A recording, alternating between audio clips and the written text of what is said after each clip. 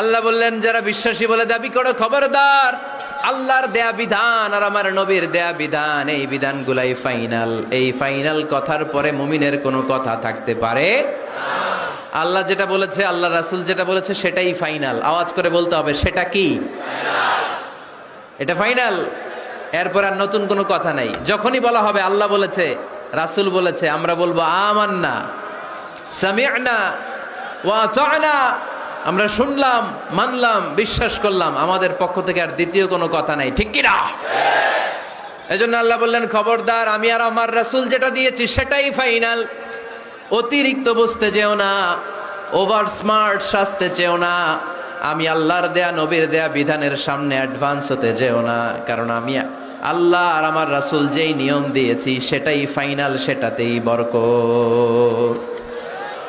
কোন মুমিন বান্দাবান্দীদের কাছে যখন আল্লাহ আর আল্লাহর রাসূলের কথা বলা হয়, তাদের কাছে এটাই ফাইনাল, ঠিক কি না? ওমা কানা লিমুমিনিন ওয়ালা মুমিনাতিন ইযা খাদাল্লাহু ওয়া রাসূলুহু আমরান আইয়াকুনা লাহুমুল খিয়ারাতু মিন আমরিহিম। মুমিন নরনারীর কাছে যখন বলা হবে এটা আল্লাহর কথা, আল্লাহর রাসূলের কথা, এটাই ফাইনাল। এরপরে মুমিনের আর নতুন কোনো চয়েস থাকতে পারে না। আল্লাহ বলেছে 5 ওয়াক্ত সালাত জামাতের সাথে আদায় করো, এটাই ফাইনাল, ঠিক কি না? আল্লাহ বলেছেন, চুরি করলে চোরের হাত কেটে দাও।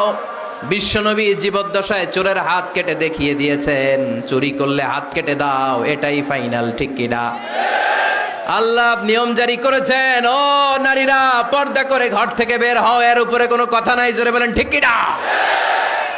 আল্লাহ আইন করে দিয়েছেন, রমাদানের 29 দিন কিংবা 30 দিন রোজা রাখবা, এটাই ফাইনাল, এরপরে কোনো কথা নাই, জোরে বলেন ঠিক কি না? যারা সম্পদশালী হয়েছ, বছরান্তে 2.5% যাকাত দিবা, বিধানটা কার? এটাই ফাইনাল, এরপরে কোনো কথা আছে?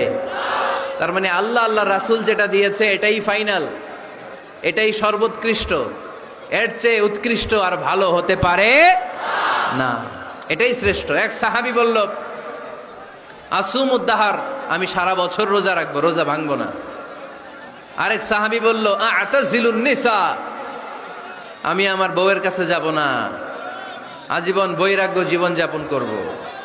আরেক সাহাবী বলল, উসল্লিল লাইলা কুল্লাহ, সারা রাত তাহাজ্জুদ পড়বো, ঘুমাবো না।